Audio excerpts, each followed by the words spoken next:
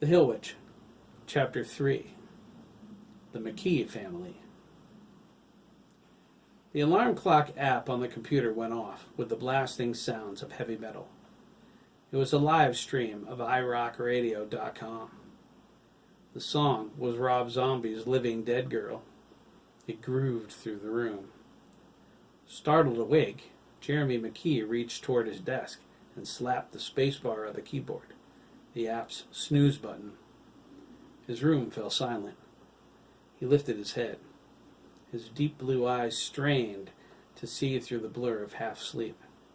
He looked for a landmark, something to tell him where he was. He wasn't sure. He focused on his TV. The screen shone a pale green light. Jeremy groaned and slumped face down on his pillow. His wiry black hair felt matted. He needed a shower. He knew where he was, in his room, at home. He fell asleep with the TV on again. He hoped his mother didn't notice. She would ground him from it for a week if she did. He didn't think so. He turned his light off last night when he heard his parents coming up the stairs. He didn't want them to see that he was crying. He should have thought about the TV then, but he fell asleep once his room was dark. She might have seen it flickering under his door. Jeremy could hear her chastising him already. "We don't own stock in the electric company, buddy." Jeremy rolled to his side and grabbed the remote control. It was on his nightstand next to his iPhone and his TOS Starship Enterprise model. He pressed the off button. He thought, I need to remember to set the sleep timer on that thing. The screen went dark. Jeremy dropped the remote on the floor. It landed on top of a comic book, sealed in a protective bag. They were a common find in Jeremy's messy room. It was cluttered with other comics, mostly X-Men, his clothes, some dirty, some clean, and scattered CDs his father gave him, all rock and roll, no pop or rap music for him. Jeremy wasn't into the violence of most rap. Pop music just sucked. He enjoyed movies, though. Jeremy rubbed his eyes. He stretched and groaned, feeling the blood flow through his muscles. They tingled, as if aware it was the last day of school. He smiled and thought, thank you, God. He let his left foot dangle off the end of the bed. He looked out the back window. The bright sun promised a super afternoon. He was glad. It meant the night would be warm, too. Jeremy was camping out with his older brother, Chris, and their friends tonight. Good weather made the activity more appealing. It needed all the appeal it could get. Jeremy hated camping. The mosquitoes were blood-sucking stormtroopers that came in divisions to stab him and partake of his tasty plasma. They thrived in the wet and heavy night air. The humidity made Jeremy sweat like mad, too, which would attract them by the millions. He preferred cool air conditioning to a muggy summer night outdoors. Despite this, Jeremy gave in to his brother's relentless prodding and promised to go. If he backed out now, he would never hear the end of it. Jeremy felt the gentle touch of a padded paw batting playfully at his dangling foot. Mishmash, his calico kitten, was under the bed. She discovered this new toy hanging in the air. His wriggling toes were demanding prey. Jeremy felt her excitement. It invited him to play. He welcomed the distraction. Anything to delay getting out of bed. His freshman year of high school was over, his grades were good, and he was sure to pass into the 10th grade. He wished he had Chris's discipline. His brother was a year older and a straight-A student, despite working full-time. It was one of the many things Jeremy envied about Chris, except the fact he's gay. Jeremy shook his head. He didn't want to think about that. Not yet. He supposed that's what kept him under the covers. He was usually up after the first blast of the alarm clock. Well, maybe the 6th blast. He had a weakness for the snooze button, which he hit again. He wriggled his toes some more. Mishmash's attack intensified. He could feel her claws now. Jeremy thought about the camping trip. It was his first outside of Scouts. It was Chris's 9 millionth. Jeremy had tactfully been able to avoid going until now. But this time something was different. Chris wouldn't take no for an answer. He swore if Jeremy didn't go, he would wish he did. He refused to elaborate.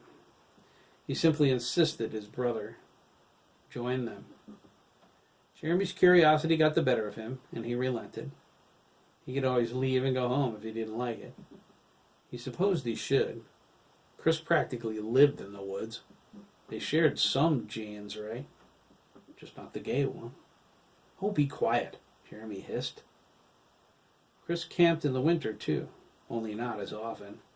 The only person who would go with him then was Ricardo Ramirez, but Ricardo couldn't go every weekend. Ricardo worked at Gibbons' garage with his father. He was 15, like Jeremy. Both of their birthdays were in October, the 10th for Ricardo, the 16th for Jeremy. Despite his age, Ricardo could already rebuild an engine blindfolded. Lyle swore he would put together the fastest car Lancaster ever saw one day, even better than the '69 Chevelle Lyle built for his daughter. The Chevelle was called Lisa's baby, but the only thing about it resembling an infant was its baby blue color. Jeremy was jealous of Ricardo, too. Ricardo was a freshman like him, friends with Jeremy since kindergarten, but Ricardo liked Chris better. Well, better might not be the right word, Jeremy thought. Maybe preferred? He sighed. The feeling's still the same. Jeremy was popular, and his friends liked him, but Chris was more outgoing and fun. Jeremy thought that's why their friends, even the ones his age, spent more time with Chris than with him. He wondered if he had some failing he didn't realize. Too many freckles on his nose? Not quick enough with a sarcastic snap when the occasion called for wit? Jeremy didn't know, and it made his heart heavy. Part of him believed everyone just tolerated him.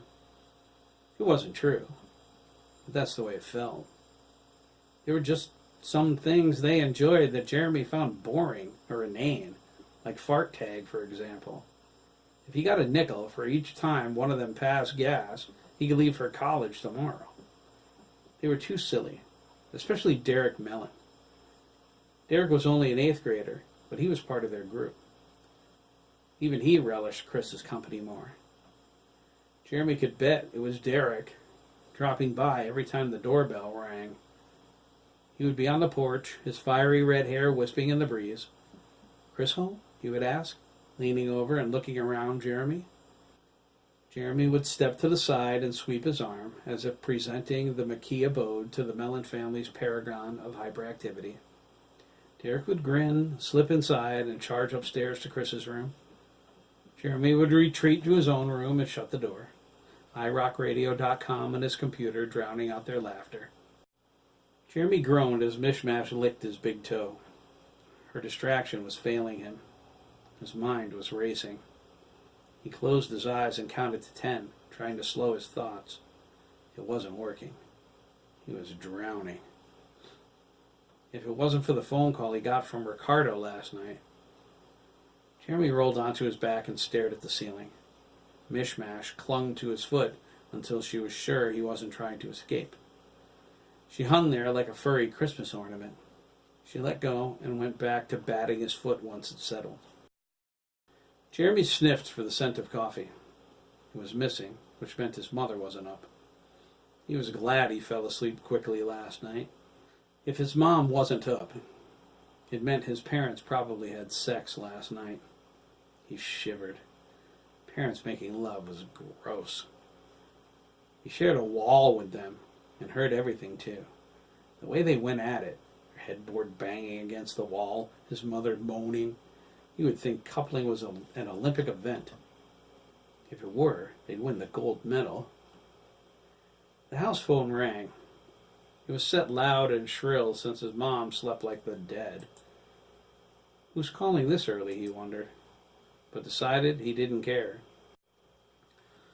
He turned toward his TOS Starship Enterprise model. Star Trek was the best, and Captain Kirk was the man. But looking at the model didn't make him feel better. Neither did his iPhone. He knew he should have turned it off before laying down last night, but he didn't until after Ricardo called. Jeremy looked up at the ceiling. He didn't even want to think about this now, but he couldn't avoid it. He had to face it, even if it meant watching their lives fall apart. Jeez, Chris, Jeremy thought. What were you thinking? Ricardo called last night just after 10. Jeremy was half asleep, watching Star Trek TOS on CBS All Access through a link from his computer to his TV.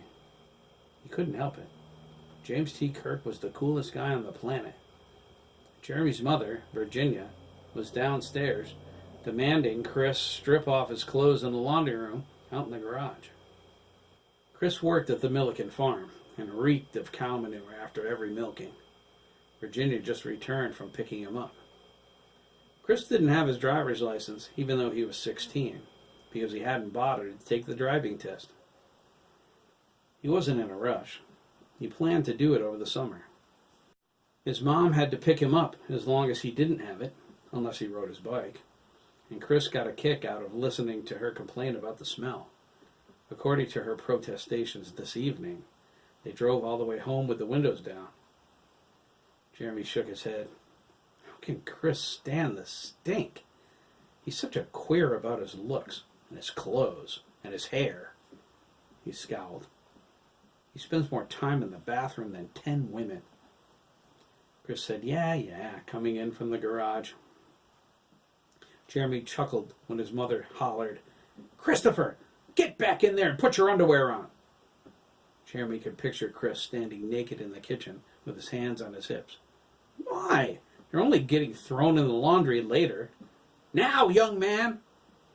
Sheesh, Chris cried, like it matters. Streak in your room, not through my house. Jeremy swore he heard his mother snickering. He answered his iPhone. The ringer was the theme from Star Trek TOS. It's your quarter, Jeremy quipped, laying the phone on his ear. He was engrossed in the episode. It was the Doomsday Machine. Are you alone? Ricardo whispered. Why are you whispering? Jeremy asked, yawning. My mom's close, Ricardo replied. She's making a late dinner. My dad just got home. He works for a living. So does mine, Jeremy said with some irritation. So, his dad was a lawyer. So, he and Chris had the latest iPhones. So, he asked, are you jealous? No, man, he whispered. I'm irritated, that's all. Forget it, Jeremy replied. He lowered his eyebrows. And don't call me dude. Whatever. Jeremy sat up and put his feet on the floor. Do you want Chris? He asked. Ricardo hardly ever called him. Only when he was bored and Chris wasn't around. He just got home. No, Ricardo exclaimed, but shushed himself. After a few moments, he continued. I have to be careful, man, he stated, whispering again. If my mom catches me on my phone this late, she'll whoop my butt. Then why call? Jeremy asked. It's not like I won't see you tomorrow. We're in the same class. This can't wait. Jeremy lowered the volume of the Star Trek episode. Ricardo had his undivided attention. Jeremy hadn't noticed before, but something in his voice didn't sound right. His usually detached Puerto Rican demeanor demonstrated concern. What's wrong? Jeremy asked. Jeremy's bedroom door swung open before Ricardo answered. Chris stood in the doorway wearing only his hands and a big smile. His scent carried into the room. Jeremy gagged. Hang on, he coughed into the phone. He glared at his brother. God, Chris, he whined, waving his hand in front of his nose. Take a shower, will you? You're polluting my atmosphere. Yeah, I'm pretty ripe, Chris said, but didn't move. A good reek was best shared with someone you love. He had more for his brother, too. He nodded at the phone. Jeremy covered the receiver. "Ricardo," he said. "Want me to tell him to call your cell?" "I can't talk tonight. I need a shower." "Really?" Jeremy asked. He defiantly crossed his arms. Chris rolled his eyes. He turned, stuck his butt into the room, and farted. "Ah," he proclaimed, waving it in. "How's that for pollution?" Jeremy scowled. "Gross, Chris. I'm surprised it made any noise." Chris's voice trailed down the hallway. "Wouldn't you like to know?" He sang and closed the bathroom door. "Not particularly," Jeremy said, returning to his phone call. "All right, what's going on? Is Chris gone?" "Yeah. He said he couldn't talk tonight." Ricardo scoffed. "I didn't call him, did I?" "You usually do," Jeremy challenged. It was a shot. Ricardo picked up on it quickly, as intended. "That's going to change, amigo." Again, there was silence. Jeremy heard the sound of the Ramirez's front screen door closing as Ricardo stepped onto the porch. He asked, "Are you still going camping?" Jeremy replied, "Chris made me promise. He won't tell me why, though. You'll see." "You know?" "Sure," Ricardo said. "I just can't talk about it now." "Who else is going?" Ricardo took a deep breath. "Matt Gardner, Derek, Sandy and Ian Sturgis, me and Max, and you and Chris." Great, Jeremy thought. "They're probably going to nair my hair when I'm sleeping or put my hand in warm water." "So what's wrong?" "Are you sitting down?" "Just tell me," Jeremy said. "Did I miss some hot gossip?" "This isn't a joke, okay?" Ricardo snapped. "Jeez, chill out, will you?" Jeremy cried. "I didn't mean it that way." "No, amigo, I'm sorry. I shouldn't have snapped like that." "It's okay," Jeremy said. His paranoia grew. What the heck is going on? "Remember when Chris went camping with Dan Mellon?" Ricardo asked, whispering again. "Sure," Jeremy replied. "It was 2 weeks ago. Dan was Derek's older brother, a junior at Lancaster High School. Chris was pretty irritated after that camp out, now that Jeremy thought about it. Dan called Chris a bunch of times since then, but Chris ignored him. When he called Jeremy's cell, Chris told him to say he wasn't home. Dan seemed nervous. He made Jeremy promise to tell his brother he called and to have him call back. Jeremy did, but Chris replied fat chance. He guessed Chris and Dan got into a fight or something. Jeremy figured it wasn't his problem since Derek still called. Jeremy overheard Chris tell Derek only to call when Dan wasn't home. It seemed strange, but he forgot about it until now. He was sure his mom brought home a written message for Chris when she went shopping, too. Dan worked at Mike's Market, and practically everyone in town bought their groceries there.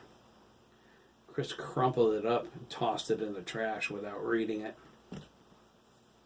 "I went shopping at Mike's Market with my mom today," Ricardo whispered. Dan took me aside.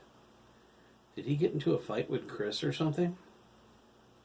"Jeremy did," Ricardo replied. "You haven't got a clue." He filled Jeremy in. Ricardo's words echoed through his mind as his heart sank. Dan was telling the whole world the night he and Chris slept out, Chris came out of the closet. Ricardo believed it. Jeremy wasn't sure, even though he wondered about his brother sometimes. It was the way Chris acted and the fact he never had a girlfriend that made Jeremy suspicious. He didn't want to believe it. He loved Chris. But God, how was he supposed to deal with it? Gay people made no sense to him, and everybody hated them, right? Lancaster was a small town. There wasn't even an LGBTQIA club at the high school. What was he supposed to do now? Hate his brother? "I don't believe it," Jeremy said, his words sounding hollow. "Denial. That's a good choice." "Dan's lying." "Jeremy," Ricardo said, "we talked about this before, dude." He checked to make sure his mother hadn't heard him. Neither of us wanted to believe it, but you know as well as I do that Chris is gay. Jeremy's unease turned to anger. Hey, screw you, Ricardo. You're talking about my brother. What's your problem anyway? Chris has always been good to you. Maybe he just wants to get me. Oh, that's it. You just crossed the line, Jeremy thought. He ended the call and turned off his iPhone. No one talks about my brother like that. I don't care who it is. Where's Ricardo's loyalty? If Dan told me something like that about Max, I would have punched that red-headed loser in the face. And saying Chris only wants to get him? Grr, grr, grr. Chris peered into the room, his wet bangs hanging over his eyes. They dripped water onto Jeremy's dark blue carpet. Jeremy didn't look at him. He shook his head when Chris asked if Ricardo wanted him for anything important. Better get some sleep, bro, Chris said with a smile. It's going to be a busy day tomorrow. Jeremy nodded. Chris closed the door. Jeremy wanted to tell him what Ricardo said, but he couldn't. Not yet. He needed time to think. He lay on his bed, staring up at the ceiling. He heard his parents coming, so he shut off his light. If it were on, they would stop to say goodnight. Jeremy didn't want them to see him, especially since he had started crying. The tears were warm, rolling down his cheeks. Virginia wouldn't let the matter drop if she saw him, until she found out the reason why he was so sad. Only my life is over, Mom. That's all. Now, resisting getting out of bed with his third strike at the snooze button, he wondered if he dared confront his brother. Jeremy wasn't sure. He decided to stay in bed until he was. He wondered if anyone would miss him for the next 2 years or so.